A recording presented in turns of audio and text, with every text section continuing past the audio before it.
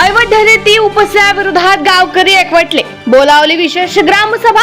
अवैध उपसा त्वरित बंद करण्याचा गावकऱ्यांनी एकमताने घेतला निर्णय। धामणगाव रेल्वे तालुक्यातील सोनोरा काकडे येथील गावकरी अवैधरित्या उत्खनना विरोधात एकवटले असून हा बेकायदेशीर आणि नियमबाह्य उपसा बंद व्हावा यासाठी गावकऱ्यांनी विशेष ग्रामसभा बोलवली होती।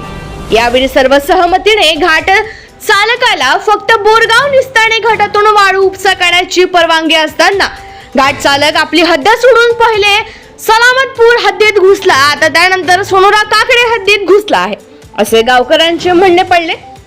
गावकऱ्यांनी NP9 न्यूजशी बोलताना सांगितले की अवैध रेती उत्खननामुळे नदीचे काठ पोखरले जात आहे, त्यामुळे नदीचा मार्ग बदलत आहे। यामुळे नदीला पूर आल्यास नदीकाठच्या शेती आणि घरात नदीचे पाणी घुसण्याची शक्यता नाकारता येत नाही आणि त्यामुळे भविष्यात आर्थिक आणि जीवितहानी होऊ शकते। आपण सध्या उभे आहोत धामणगाव रेल्वे तालुक्यातील सोनोरा काकडे या गावात। आपण माझ्या मागे बघू शकता की जी वर्धा नदी जी आहे, वर्धा नदीमधून बोटीद्वारे अवैध उपसा सुरू आहे आणि आज सोनोरा काकडे येथील गावकऱ्यांनी या अवैध उपसाच्या विरोधात इथे आमसभा बोलवलेली आहे।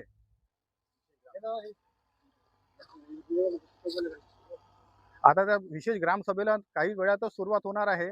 आपण या गावकऱ्यांकडून जाणून घेऊ की नेमका हा प्रकार कधीपासून सुरू आहे आणि त्यावर त्यांचं काय म्हणणं आहे।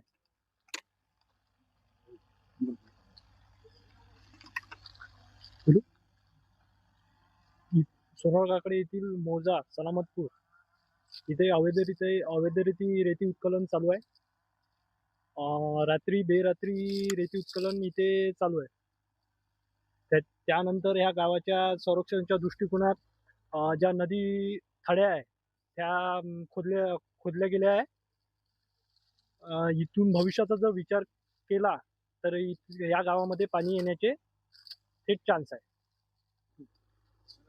वास्तविक पाहता जो घाट लिलाव झालेला आहे तो घाट बोरगाव निस्ताने लिलाव झालेला आहे, परंतु त्या घाट चालकाने पहिले सलामतपूर इथून अवैध उपसा केलेला आहे आणि आता त्यांनी ती बोट सोनोरा काकडे गावाच्या हद्दीत घातलेली आहे। आणि तुम्ही बघू शकता की आजही म्हणजे अद्यापही अवैध उत्खनन बोटीद्वारे सुरू आहे। नियमानुसार वाळू उपसा करताना कुठल्याही यंत्राचा उपयोग करू नये असे नियम आणि शर्तीत नमूद असताना देखील घाट चालकाकडून या सर्व अटींचा नियमभंग करण्यात येत आहे आणि खुलेआम अवैध पद्धतीने वाळू उपसा सुरू आहे। यावर महसूल विभागाकडे अनेक तक्रारी होऊन देखील महसूल विभाग कुठलीच इथे कारवाई करत नाही। आमच्या नदीमध्ये मोटर आहे, त्यांना मी 2-3 वेळा म्हटलं का हे तुमच्या रेती उपसामुळे आमच्या मोटारा खाली बसून राहिल्या, बुजली, आमच्या जळली मोटर। आणि त्यांना कल्पना दिली, ते म्हणे आमच्याकडे काही घेणं देत नाही म्हणे, पण तुमचा लिलाव इथं नाही, तिकडं जिथं लिलाव घेतला की तुम्ही रेती ओढू शकता ना, तर ते ऐकायला तयार नाही।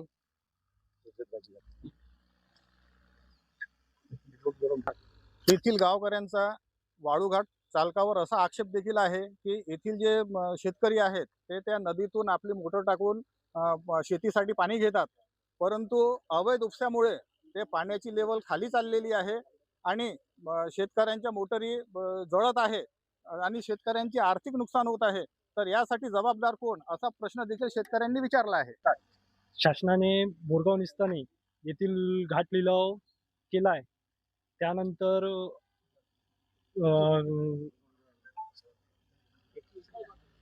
महाराष्ट्र शासनाने बोरगाव रेतीचा घाट लिलाव केलेला आहे आणि येथील रेती जवळपास बोटने आणि JCBने पोकल्याने काढून संपलेली आहे। त्यानंतर ते मोजा सलामतपूरमध्ये बोट व JCBचा वापर करून तिथली रेती काढणं चालू आहे। लगेचच सोनोरा काकडे येथे पण चालू आहे। तेथील बोट आणि पोकलँडचा वापर करून तेथील अवैध रात्रंदिवस रेती काढत आहे, उपसा करत आहे। त्यामुळे पाण्यामध्ये गढूळपणा येत आहे व जे लोकांना पिण्याचं पाणी मिळते ते दूषित आरोग्यास धोकादायक आहे। तसंच या विषयाला घेऊन आज विशेष ग्रामसभेचे आयोजन केलेले आहे. शासनाने याकडे दुर्लक्ष केलं तर आम्ही उपोषणाला बसण्याची तयारी गावकऱ्यांची आहे.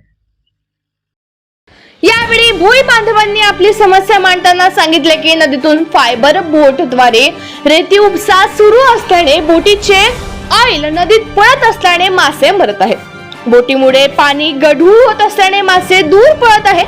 आम्ही मासे पकडून दिवसाला कसे बसे 100 ते 200 रुपये कमावत होतो. आता त्याचेही वांदे झाले आहे.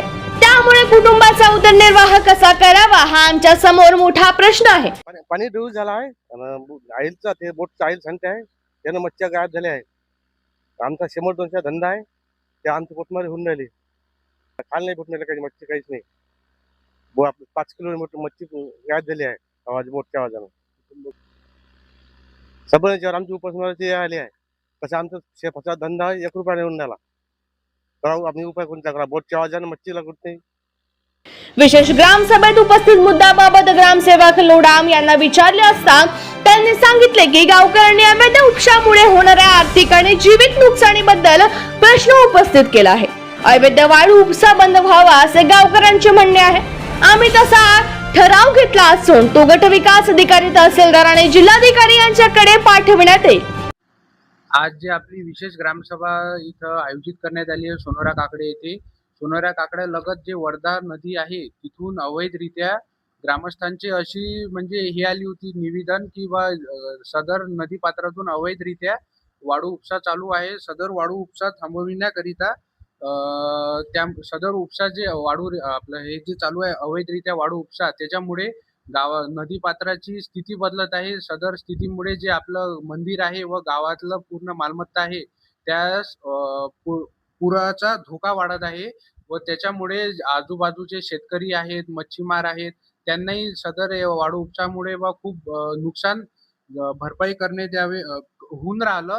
त्याच्यामुळे सदर वाळू उपसा त्वरित थांबविण्यात यावे तसं निवेदन पुढील पंचायत समिती, तहसील कार्यालय व जिल्हाधिकारी कार्यालयास देण्यात यावे असे सर्वांमध्ये ठरवण्यात आले. सोनोरा येथील सरपंच रमेश ठाकरे म्हणाले की अवैध उपस्यामुळे शेती आणि गावाचे नुकसान होत आहे. त्यामुळे हे अवैध उत्खनन त्वरित बंद व्हावे अशी गावकऱ्यांची मागणी आहे. आम्ही आता तसा ठराव घेतलेला आहे. आज ग्रामपंचायत गोकुळसरा अंतर्गत सोनोरा काकडे येथे ग्रामसभेचे आयोजन केले आहे. लोकांच्या तक्रारीनुसार आज ग्रामसभेचे आयोजन केले आहे. त्या ग्रामसभेमध्ये मुख्य विषय म्हणजे अवैध वाळू उपसा बंद करण्याकरता हा विषय घेतला असता नदी पात्रातला वाळू उपसा होत आहे. तसेच गावाला नदीकाठ लागून थड्या फसत आहे. त्यामुळे गावाचं नुकसान तसेच मंदिराचे नुकसान होत आहे. त्यामुळे हा अवैध उपसा बंद करण्यात यावं असे ग्रामसभेने ठरवले आहे.